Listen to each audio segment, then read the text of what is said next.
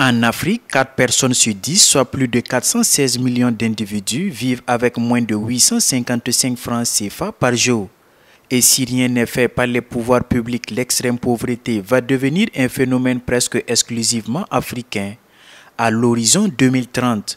Selon le dernier numéro du rapport Africa Sports paru le 9 octobre 2019, la lutte contre la pauvreté passe nécessairement par la baisse du taux de fécondité, qui est d'environ 6 enfants par femme au Burkina Faso.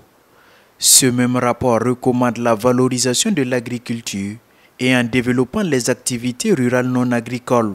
Cette édition du Africa Sports, cette édition met l'accent sur les progrès réalisés dans la réduction de la pauvreté en Afrique, mais aussi sur le type de réformes que l'on doit mettre en œuvre pour accélérer cette réduction de la pauvreté, des réformes qu'il faut pour éradiquer la pauvreté en Afrique.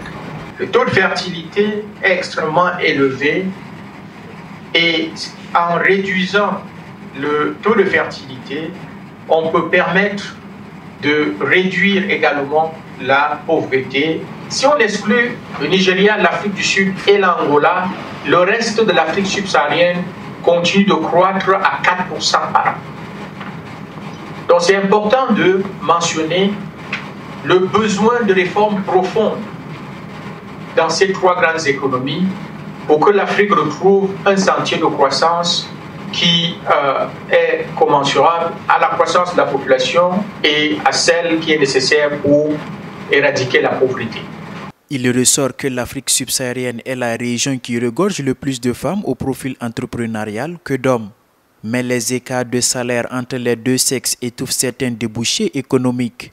L'allocation de fonds publics pour améliorer le quotidien des plus vulnérables serait essentielle. S'assurer que l'on permette l'accès au financement aux populations les plus démunies. Et ici encore, les technologies nouvelles peuvent être utiles. Une des choses qu'il faut faire également, c'est de réduire le gap entre les hommes et les femmes. Nous trouvons dans ce rapport que le genre est l'une des caractéristiques de la pauvreté en Afrique.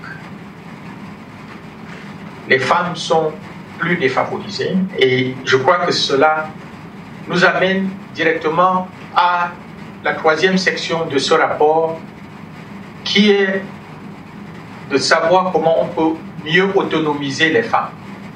Et cette section du rapport commence sur l'idée que l'autonomisation des femmes n'est pas tout simplement une question de morale, c'est une question économique et c'est une question pertinente en économie.